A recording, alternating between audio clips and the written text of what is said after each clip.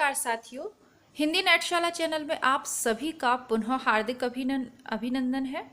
जैसा कि आप सभी जानते हैं, अपने इस चैनल पर हम हिंदी की उच्च स्तरीय प्रतियोगी परीक्षाओं की तैयारी प्रमाणिक पुस्तकों के माध्यम से करते हैं और इसी क्रम में आधुनिक काल हिंदी साहित्य इतिहास के अंतर्गत आधुनिक काल की विस्तृत तैयारी के क्रम में हम पढ़ रहे हैं रामस्वरूप चतुर्वेदी की बुक हिंदी साहित्य और संवेदना का विकास, जिसके अंतर्गत हम छायावाद पढ़ रहे हैं और छायावाद में भी शक्ति काव्य के विषय में हम पढ़ रहे हैं। जब भी शक्ति काव्य की बात की जाती है तो प्रमुखता से नाम निकल कर आता है निराला जी का। निराला की राम की शक्ति पूजा कविता के विषय में कल जाना, आज उनकी तुलसीदास जो रचना है उससे हमारी इस कक्षा को हम प्रारंभ करेंगे। इससे पहले शक्ति काव्य क्या होता है? वह काव्य यदि आप सरल शब्दों में देखें तो इसमें नहीं लिखा हुआ है, ये मैं आपको समझा रही हूँ। वह काव्य जो आपके निराश मन में आशा का संचार कर दे, वह काव्य जो हारे हुए मन को उत्साह से भर दे, वह काव्य जो आपके आंतरिक जो साहस है उसे जागृत कर आपको पुनर्निर्माण की ओर लेकर जाए, जीवन में उन्नति की ओर ले जाने का जो रास्ता प्रशस्त करे, वह ही शक्ति काव्य है। चाहे वो युद्ध की रचना हो, ठीक है, उसमें युद्ध का वर्णन हो, अथवा कामायनी जैसी रचना जो आपके मन के भावों को जागृत करके आपको गृहस्थ भौतिकता से आध्यात्म की ओर ले जाए, वह भी शक्ति काव्य की ही श्रेणी में आएगा। आगे देखते हैं। यही स्वर एक अपेक्षया विस्तृत फलक पर निराला के तुलसीदास में मुखरित होता है। तुलसीदास काव्य कभी तुलसी की रचना प्रक्रिया को गतिशील होते हुए अंकित करता है और इस रचना शक्ति के विमुक्त होने में राष्ट्रीय जीवन के सांस्कृतिक संदर्भों और कवि के वैयक्तिक प्रणय की अंतर्क्रिया को सूक्ष्म स्तरों पर आलोकित करता है। रत्नावली के जन प्रचलित कथानक को लेकर निराला ने कवि के मनोवैज्ञानिक, जैसा मैंने कहा ना कि इसमें मन भी आएगा, मनोवैज्ञानिक, सांस्कृतिक और सृजनात्मक पक्षों को एक संश्लिष्ट रूप में उभारा है। काव्य के अंतिम अंश में तुलसी को अपनी प्रिया का व्यक्तित्व देवी भारती सरस्वती में रूपांतरित होते दिखता है। प्रश्न आपका यहाँ से भी बनता है। तुलसीदास का इनकी फेमस रचना है और जब प्रश्न बनाने पर आता है तो देखिए, वैसे आप कहेंगे कि तुलसीदास हमारे ना तो नेट के सिलेबस में ना टीजीटी पीजीटी के में, लेकिन जब आप हिंदी साहित्य इतिहास की तैयारी करते हैं तो रामचंद्र शुक्ल की बुक से भी प्रश्न बनता है। प्रश्न आपका सरल इतिहास से भी आएगा और प्रश्न आपका रामस्वरूप चतुर्वेदी जी से भी आएगा, और यदि यूपी से हैं तो बच्चन सिंह की जो बुक है प्रश्न वहाँ से भी पूछा जा सकता है। तो ये जो सब कुछ है ये आपके हिंदी साहित्य इतिहास के अंतर्गत आता है, तो आप ऐसा तो क्लेम नहीं कर सकते कि ये आउट ऑफ सिलेबस है। हाँ, नेट में पिछले कुछ 1-2 वर्षों से बहुत ही सिलेबस ओरिएंटेड पेपर बन रहा है, सिलेबस से बाहर नहीं आ रहा। जो रचनाएं सिलेबस में उतनी पूछी जा रही हैं, लेकिन बाकी परीक्षाओं के विषय में आप ऐसा नहीं कह सकते और ऐसा भी नहीं कह सकते कि नेट में कभी कोई बदलाव होगा ही नहीं। ठीक है, तो कृपया करके ध्यान से आप देखें कि अंत में उसकी पत्नी किस रूप में वो देखता है कि भारती, जिसका अर्थ होता है कि सरस्वती के रूप में रूपांतरित हो गई। आप सभी जानते हैं तुलसीदास की कथा कि उनको उनकी पत्नी रत्नावली से अत्यधिक प्रेम था। मायके जाने पर वो जाते हैं तो उनकी पत्नी कहती है कि यदि हाड़ मास के शरीर से इतना प्रेम है, इतना राम से किया होता तो अब तक मिल जाते। तो फिर वो सरस्वती के रूप में ही है ना जो उनको उद्बोधन दे रही है। हालांकि तुलसीदास ने वास्तविक जीवन में इसे अपना घोर अपमान समझा, है ना, और ये घोर अपमान नारियों के प्रति उनका मन वितृष्णा से भर गया। और आप रामचरितमानस देखोगे तो कई प्रसंग ऐसे मिलेंगे जहां नारियों के विषय में आप तुलसीदास की बात से सहमत नहीं हो सकते। खैर, आगे बढ़ते हैं। उनकी आरंभिक सांस्कृतिक चिंतना और पत्नी के प्रति एकांत प्रणय भाव जैसे एक दूसरे में विलीन हो जाते हैं। उनके हृदय में एक नया स्वर उठता है जो आसुर भावों से भुने। एक सेकंड रुकिएगा, फोन थोड़ा टेढ़ा मेढ़ा हो रहा है। कई बार आपको इस फ़ोन में तो पता ही नहीं चलता, लेकिन कई बार मैं वीडियो पुनः चेक करती हूँ तो देखती हूँ कि ठीक से दिखाई नहीं दे रहा। शायद कल के वीडियो में ये समस्या होगी, तो आप लोग कमेंट कर दिया करें ना, क्योंकि मुझे तो नहीं पता चलता है। उनके हृदय में एक नया स्वर उठता है जो आसुर भावों से भूने प्रदेश में सर्वत्र गूंज उठता है। उस स्वर क्रम का एक छंद इस प्रकार है: होगा फिर से दुर्धुष समर, होगा फिर से दुर्धष समर, जड़ से चेतन का निशी वासर, वासर यानी दिन, कवि का प्रति छवि से जीवन हर, जीवन भर, भारती इधर है उधर सकल, भारती अर्थात सरस्वती, जड़ जीवन के संचित कौशल, जय इधर ईश हैं उधर सबल माया कर, जय जय किसकी होगी, इधर ईश, इधर ईश्वर हैं उधर सबल माया कर, और माया कर यानी हाथ, और उधर माया के बलशाली हाथ हैं जो हमें घेरे हुए हैं। जिधर सरस्वती है उधर जीत है, उधर ईश्वर का है, ईश्वर की प्राप्ति का मार्ग है। चलिए आगे देखते हैं। संस्कृतियों और विचारधाराओं का संघर्ष यूं तुलसी के रामचरितमानस का प्रमुख उपजीव्य बनता है। भारती इधर हैं उधर सकल, जड़ जीवन के संचित कौशल। यह संघर्ष निराला की तुलसीदास का है, स्वयं अपने कवि कर्म में निराला का भी है, जिसे वे राम की शक्ति पूजा में राम के माध्यम से अंकित करते हैं। कैसे, पंक्ति देखिएगा, ये राम की शक्ति पूजा कविता इसी चैनल की प्लेलिस्ट में उपलब्ध है, पढ़ लीजिएगा। और कुकुरमुत्ता भी है, हमारे चैनल की बहुत फेमस कविता है कुकुरमुत्ता, जिस पे नियमित जो है व्यूज़ आते ही रहते हैं। इसके अलावा मुक्तिबोध की, सुमित्रा नंदन पंत की बहुत सारी कविताएं आपके चैनल की प्लेलिस्ट में है। प्लेलिस्ट ज़रूर चेक करिएगा। नए विद्यार्थियों की जानकारी के लिए बता दूं, हिंदी साहित्य का सरल इतिहास बहुत संक्षिप्त सी बुक है, वो पढ़ाई है। रामचंद्र शुक्ल का हिंदी साहित्य का इतिहास, इसके अलावा गोदान आपका बंटी जो उपन्यास है वो, मतलब टीजीटी पीजीटी वालों के लिए भी पुराने पेपर, बहुत कुछ है ना, गोविंद पांडे, सरस्वती पांडे, वन लाइनर, बहुत कुछ है। और इसके बाद जैसे ये आपका ये अपलोड कर दूंगी तो 15-15 प्रश्न की एक मैं सीरीज स्टार्ट कर रही हूँ, है ना, और वो झटपट आधुनिक काल की तैयारी उससे आपकी हो जाएगी। वन लाइनर या मान लीजिए पुराने क्वेश्चंस पेपर, कुल मिला के जो आपके लिए यूजफुल है वही लेकर आऊँगी। आप लोग जुड़े रहें और नियमित रूप से इन वीडियोस को शेयर करें। रावण अर्धमर्त भी अपना मैं हुआ अपर, इस तरह एक ही रचना में कई स्तरों पर यह जीवन मूल्य और पक्षों का संघर्ष चित्रित हुआ है, जिसे शक्ति पूजा के आरंभ में कवि ने कुछ नाटकीय मुद्रा में राव रावण का अपराजय समर कहा है। राव रावण का अपराजय समय, इसे आप ये भी कह सकते हैं अच्छाई और बुराई, इसका अंतर्द्वंद हमारे मन में हमेशा चलता है। एक रास्ता होता है बुराई का, जिस पे चलकर सरलता से आप सफलता की सीढ़ियाँ चढ़ सकते हैं, सरलता से पैसे कमा सकते हैं।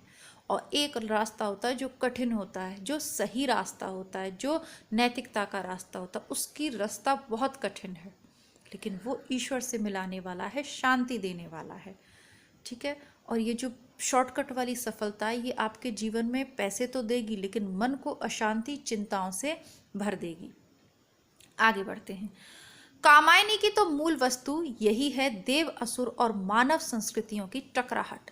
पहले देव और असुर संस्कृतियों का संघर्ष है, जिसका चित्रण प्रधानतः ईड़ा सर्ग में हुआ है। कैसे था, एक पूजता देह दीन, दूसरा अपूर्ण अहंता में अपने को समझ रहा प्रवीण। फिर देव और असुरों की साजी संस्कृति से टकराकर नई मानवीय संस्कृति विकसित होती है, जो नश्वर है पर अपनी नश्वरता में ही सृजनात्मक बनती है और प्रेम की नई क्षमता को विकसित करती है। आधुनिक युग के पुनर्जागरण में यह सांस्कृतिक संघर्ष की वस्तु अर्थ के स्तर पर और संचरणशील हो जाती है। अब टकराहट भारतीय और पाश्चात्य धाराओं के बीच है। इस सारे संघर्ष में मौलिक रचना शक्ति की जय, भारती तुलसीदास और दुर्गा राम की शक्ति पूजा, जिसकी प्रतीक अधिष्ठात्री हैं, कवि के आत्मविश्वास का केंद्र बिंदु हैं।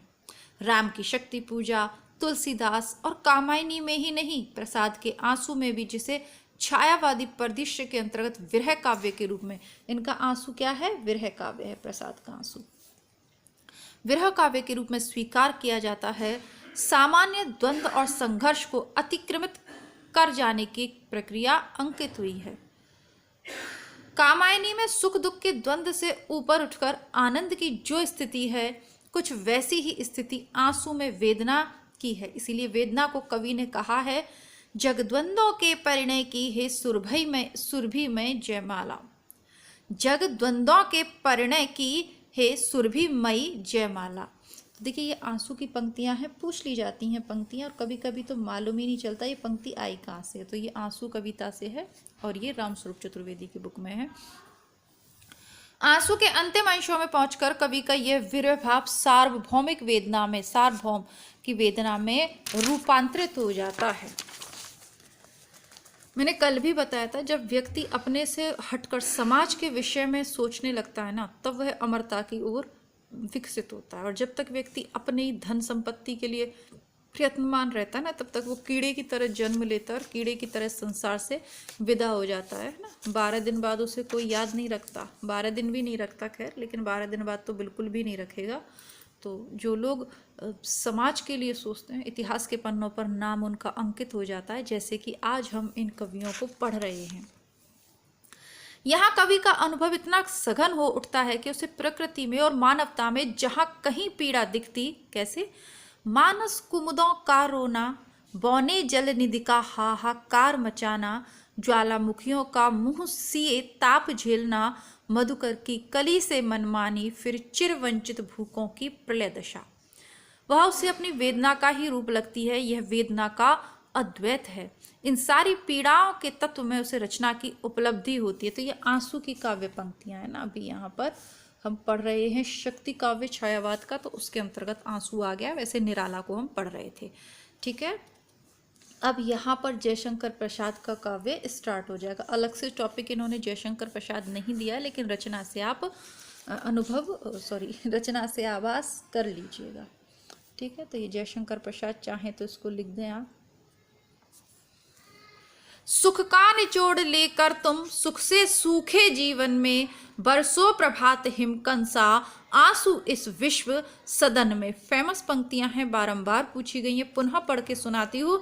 सबका निचोड़ लेकर तुम सुख से सूखे जीवन में, सुख से रहित सूखा जीवन है, बरसों प्रभात हिमकंसा, ओस का जो कण होता है ना, सुबह जो मिलता है, उसके समान आंसू इस विश्व सदन में, इस पूरे विश्व में आंसू तुम उस रूप में बरसो जैसे ओस का सुबह जो ओस का कण होता है, उसकी जो बूंद होती है, उसके तरीके से बरसो।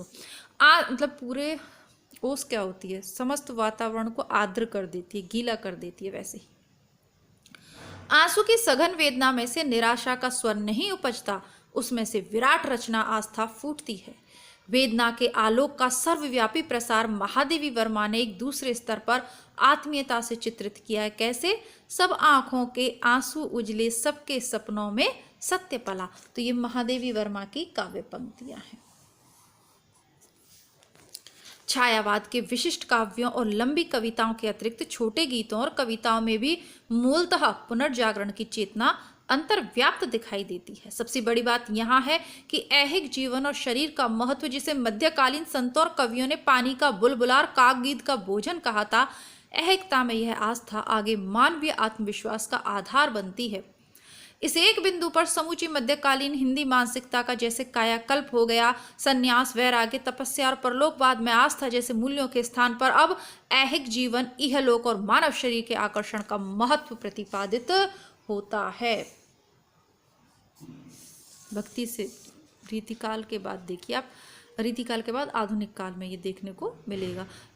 निष्काम कर्म की जगह प्रसाद की कामायनी में कर्म और भोग के सामंजस्य का गुणगान हुआ। कबीर, सूर, जायसी, तुलसी भक्ति काल के अंतर्गत संसार का निषेध करके परम तत्व की ओर मन को ले जाने का उपक्रम करते हैं। छायावाद के कवि संसार को पूरी तरह साकार के उसे परम तत्व से अभिन्न देखते हैं। क्या मानते हैं छायावादी कवि के जो परम तत्व है वह इस संसार में भी व्याप्त है, केवल आसमानों में ढूंढने की जरूरत नहीं है, यहाँ पर भी है। छायावाद के कवि संसार को पूरी तरह साकार के उसे परम तत्व से अभिन्न देखते हैं। हिंदी मानसिकता की विश्व दृष्टि पुनर्जागरण के संकरण में जैसे पूरी तरह घूम गई हो, तब यह स्वाभाविक है कि भक्तिकालीन कवियों जैसा बड़ा व्यक्तित्व छायावादी कवियों का भी हो। ठीक है, तो अब सुमित्रानंदन पंथ प्रारंभ हो गए, तो इनको हम देखेंगे कल की कक्षा में। ठीक है, तो आशा करती हूँ आपको ये जो लेक्चर कह लीजिए या ये जो पुस्तक है, वैसे तो पुस्तक में बहुत कुछ लिखा है और इसको जिन विद्यार्थियों को कठिन लगती है सरल रूप में मैं आपके समक्ष प्रस्तुत करती हूँ। कुछ कुछ जहाँ आवश्यक है वहीं, क्योंकि अब हर चीज़ की अगर व्याख्या करने बैठेंगे अब मन में तो बहुत सारी बातें होती हैं, बहुत सारे भाव होते हैं, लेकिन फिर क्लास लंबी हो जाएगी और बुक कंप्लीट नहीं होगी। ठीक है, तो अलग से भी हम अगर समय मिलता है परीक्षा के बीच तो किताब को पूरा करने के बाद फिर हम लेक्चर आरंभ करेंगे, जिसमें आपको रामचंद्र शुक्ल, रामस्वरूप चतुर्वेदी, बच्चन सबका निचोड़ मिल जाएगा, लेकिन उसके लिए समय चाहिएगा। तो तैयारी कर लेते हैं, अगर पेपर टाइम पे हो जाता है तो बहुत अच्छी बात है, और नहीं तो जो अतिरिक्त समय मिलेगा उसमें और तैयारी करेंगे। तो ये इसी के साथ कक्षा को समाप्त करती हूँ। टीजीटी वाले विद्यार्थी हैं तो कमेंट बॉक्स में लिखिएगा आपको क्या चाहिए या क्या नहीं मिल पा रहा है आपको। मिलती हूँ पुनः आपसे। ये जो 10-15 प्रश्न हैं कुछ आपके लिए रफली तैयार कर रही हूँ, यानी आपका रिवीजन है। हिंदी बुक शाला पर मैंने इस बुक को पढ़ाया, तो बस यहाँ पर रिवीजन के तौर पर मैं आपके लिए प्रस्तुत कर रही हूँ, तो आप उनको देखिएगा। ठीक है, मिलती हूँ पुनः आपसे। तब तक के लिए नमस्कार, धन्यवाद।